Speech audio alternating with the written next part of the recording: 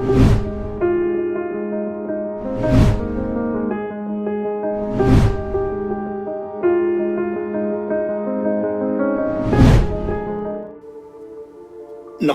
मित्रों, क्रांति वेलनेस प्रस्तुत निरामय स्वास्थ्य का प्राकृतिक राजमार्ग यह ऑडियो बुक में आप सभी का स्वागत है। हम जान रहे हैं जीवनी शक्ति कैसे जगाए। इसके अंतर्गत आज हम जानेंगे अध्याय 5 जीवनी शक्ति का जागरण, उपवास और प्रयोगों से सिद्ध सत्य। बताओ, जानते हैं उपवास और जीवनी शक्ति। पश्चात चिकित्सा जगत ने कई महान चिकित्सकों ने भी स्वीकार किया है, रोग से मुक्ति केवल तभी संभव है जब शरीर से संचित विकारों और विषाक्त पदार्थ को बाहर निकाला जाए। यह कार्य केवल युक्त उपवास से ही संभव है। उपवास से ही जीवनी शक्ति जागृत होती है और जीवन पुनः ऊर्जावान होता है। जानते हैं डॉक्टर पॉल ब्रेग अमेरिका 90 वर्ष की आयु तक वे पहाड़ों पर चढ़ते, समुद्र में तैरते और साइकिल चलाते रहे। उनका नियम था हर सप्ताह 24 से 36 घंटे का उपवास और वर्ष में 4 बार 7 से 10 दिन का उपवास। इस प्रकार से साल में लगभग 90 दिन उपवास में ही वह रहते थे। उनका आहार सब्जियों का सलाद और फल। वे प्रातःकाल नाश्ते के विरोधी थे। रात्रि की नींद से मिली जीवनी शक्ति का उपयोग सही कार्यों में होना चाहिए। उसे नाश्ते को पचाने में खर्च करना अन्याय है।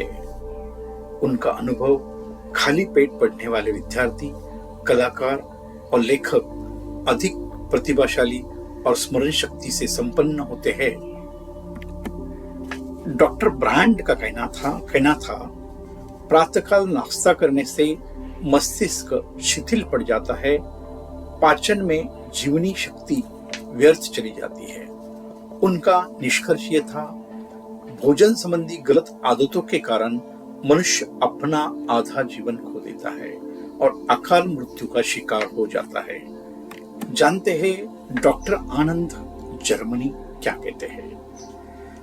वे तपोदिक से पीड़ित थे और आत्महत्या का विचार कर चुके थे।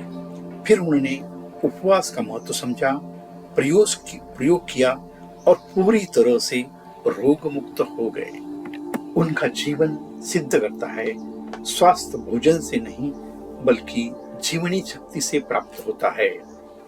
जानते हैं डॉक्टर केडी सेन भारत से, हैदराबाद के एक प्रसिद्ध चिकित्सक। उनका कथन था, यदि आप किसी की मानसिक तीक्ष्णता या रचनात्मक क्षमता कम करना चाहते हैं तो उसको अधिक भोजन कराइए।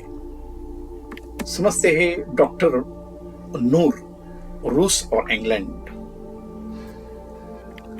30 वर्ष की आयु से ही उन्होंने उपवास प्रयोग प्रारंभ किए। उनका प्रश्न था, क्या मृत्यु अनिवार्य है? क्या सदैव रहा जा सकता है? उत्तर की खोज में वे भारत आई, हिमालय की योगिनियों से ज्ञान पाया और सिद्ध किया युवा अवस्था लंबे समय तक बनी रह सकती है। उन्होंने धीरे धीरे केवल फल, रस, सलाद और शहद पर जीवन बताया। सिर्फ 2-3 घंटे की नींद में थी, वह प्रचुर ऊर्जा का अनुभव करती थी। आश्चर्य की बात है, उन्होंने लंदन में बर्मिंघम में लगभग 160 किलोमीटर की दूरी आना जाना पैदल तय किया। पहाड़ों में उन्होंने कई महीने केवल बर्फ और बर्फ का जल लेकर बिताए। इनकी महानता थी, वह प्रतिदिन 50 से 60 किलोमीटर पैदल चलती थी। उनका एक ही निष्कर्ष था, शरीर की जीवनी शक्ति और गर्मी भोजन से नहीं मिलती, यह पूर्ण सत्य है। जानते हैं स्वीडन की उपवास यात्रा 1954 गोटेनबर्ग से स्टॉकहोम तक 11 व्यक्तियों ने 10 दिन में 480 किलोमीटर की यात्रा की। पूरे समय केवल जल ग्रहण किया, कोई भोजन, औषधि या विटामिन नहीं। डॉक्टरों ने बार बार परीक्षण किया, सभी स्वस्थ, प्रसन्न और ऊर्जावान पाए गए। सबसे आश्चर्यजनक तथ्य, 10 दिन तक कोई प्रोटीन न लेने के बावजूद रक्त में प्रोटीन का स्तर सामान्य रहा। उपवास के बाद यात्रियों ने कहा, हमारी कार्यक्षमता और जीवनी शक्ति पहले से कहीं अधिक बढ़ गई है। यह अध्याय का प्रेरणादायक निष्कर्ष, उपवास केवल धार्मिक अनुष्ठान नहीं है, बल्कि जीवनी शक्ति को जागृत करने का सर्वोत्तम साधन है।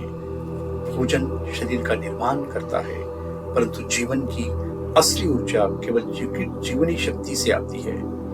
युक्त उपवास, संयमित आहार और गहरी नींद, यही स्वस्थ, सशक्त और आनंददायी जीवन का आधार है।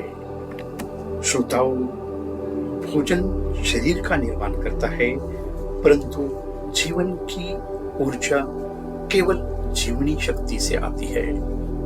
यहाँ भाग 5, अध्याय 5 समाप्त होता है। मिलते हैं अगले अध्याय में।